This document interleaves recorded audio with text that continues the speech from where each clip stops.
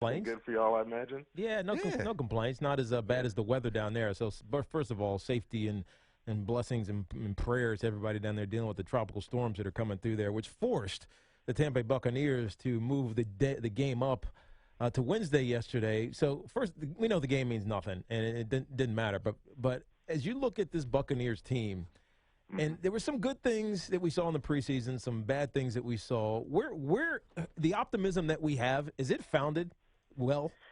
Yes, because you look at their quarterback. It's that simple, Teak. And um, he threw for 4,000 yards last year. He had 22 touchdowns. He made some mistakes, but he proved to be the real deal as a rookie. And I think going into last year, there was a lot of questions about Jameis Winston. Some off, some on the field. And I'm telling you what, the guy is the real deal. In every aspect of quarterbacking, he is the real deal. And he spent an off season, finally an off season, a full off season, because when he was at Florida State, he was playing baseball, so he never had time in the weight room. He never had time to be around his teammates in off season. This was his first real off season, and you can see the improvement in his game. So if you're looking for just a broad, assessment of why people are optimistic about Tampa, it's because of Jameis Winston. Now that being said, for the second year in a row, this front office, Jason Light, the general manager, John Spytek and Mike Beal, these college scouts, these guys have identified some great talent and drafted them and have not been scared to pull the trigger on some guys. Noah Spence comes to mind. I mean, obviously Vernon Hargrave was the first pick, and I think he's been spectacular in the preseason. But you draft Noah Spence in the second round, who, if you ask any scout out there, take away his off-field concerns, he was first-round talent, and he's shown that so far this preseason. Of course, we have the question mark with the kicker, who started off bad, but he's been 8 for his last 8 and booted everything outside of the end zone since his slow start. So they've made a lot of progress, made a lot of additions, and you guys know who Robert Ayers is up from New York, from the New York area. He has galvanized the defense, brought an attitude that they didn't have. So you just got to be encouraged by the type of players and personnel that this team has brought in. Yeah, man, I'm ready to buy some Buck stock. I've been saying it for a long time. Same with Teak, obviously. And back to Winston for a second here. Who does he remind you of, Ronde? Anybody? Yeah, you know what? The easy comparison for me is Roethlisberger, because he's got functional movement. He's not a great runner, and Ben's not a great runner, but he's learning, and he was always good, even in college, moving around the pocket, extending plays, and finding a way to deliver the football. Now his release isn't as efficient as Ben's is. His release is more skewing towards the left, which it gets kind of long sometimes. He has that baseball windup at times, which he's been working on, and it's markedly better this year. But he's just a big, kind of lumbering, quarterback.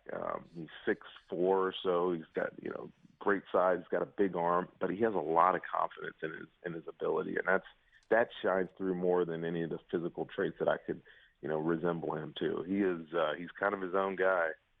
And I like him. I mean, you watch enough of his film and you watch enough of the games, and you walk away and you're like, man, this kid is the real deal. I'm talking to Ronde, of course, Ronde Barber, former Bucs All-Pro, and I think we both believe future Hall of Famer with us here on Tiki and Tierney. You look at the weapons around Jameis Winston. Vincent Jackson, he's getting a little bit up long in the tooth, but Mike Evans is a stud. Doug Martin got a big contract to stay there. Is there enough skill-wise around him for them to explode? I'm glad you brought that up, because when I was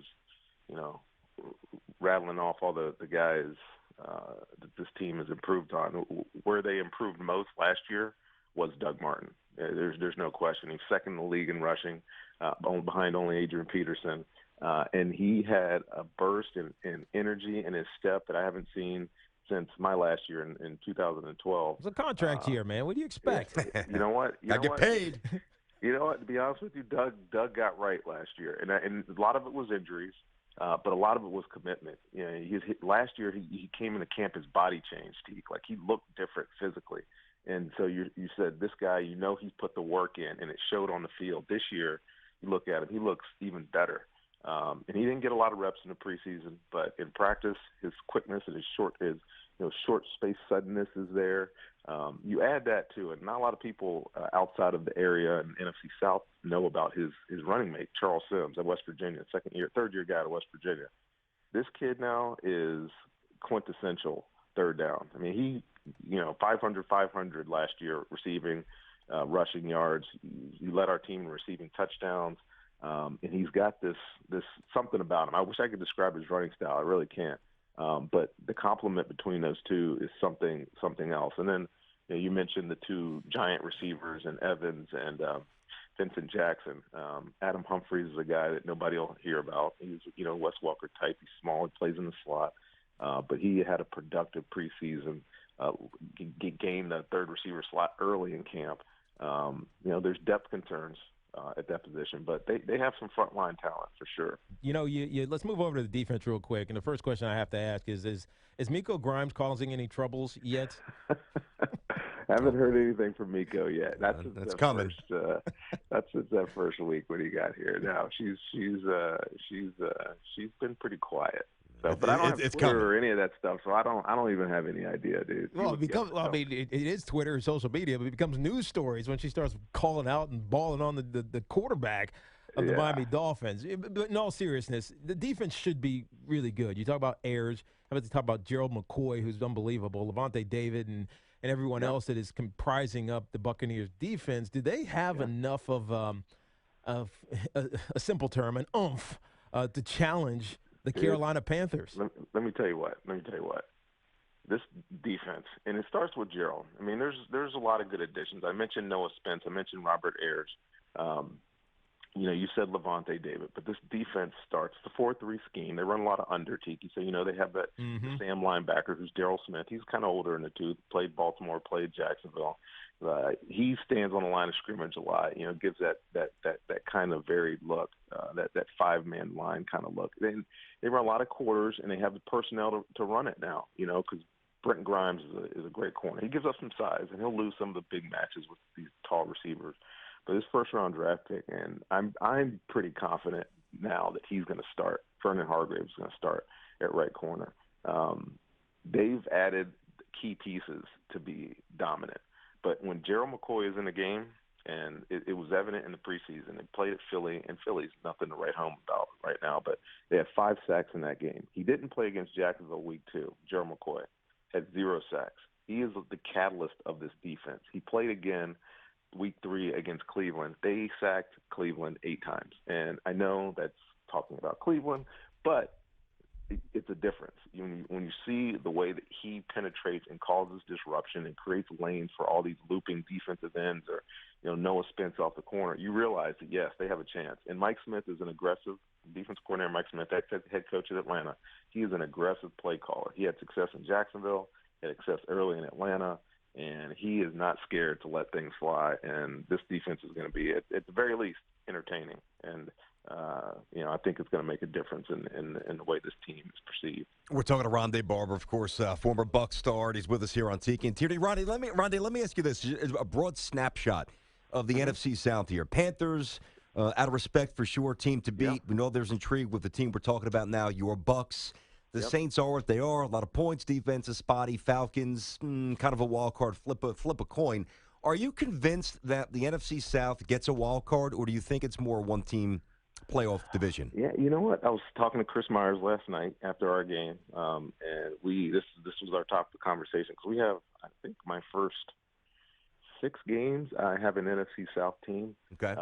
And yeah, I would say top to bottom, we have a very good collection of quarterbacks. Obviously, Drew Brees, Cam Newton, Matt Ryan, Jameis Winston coming on.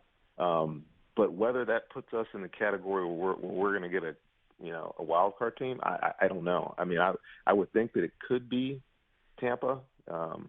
Saints have a lot of questions. I have them week 1. I haven't started breaking down their film yet, but I know that they've struggled on defense. Well, I'm going to break it down for you. Their defense sucks. Yeah. There you go.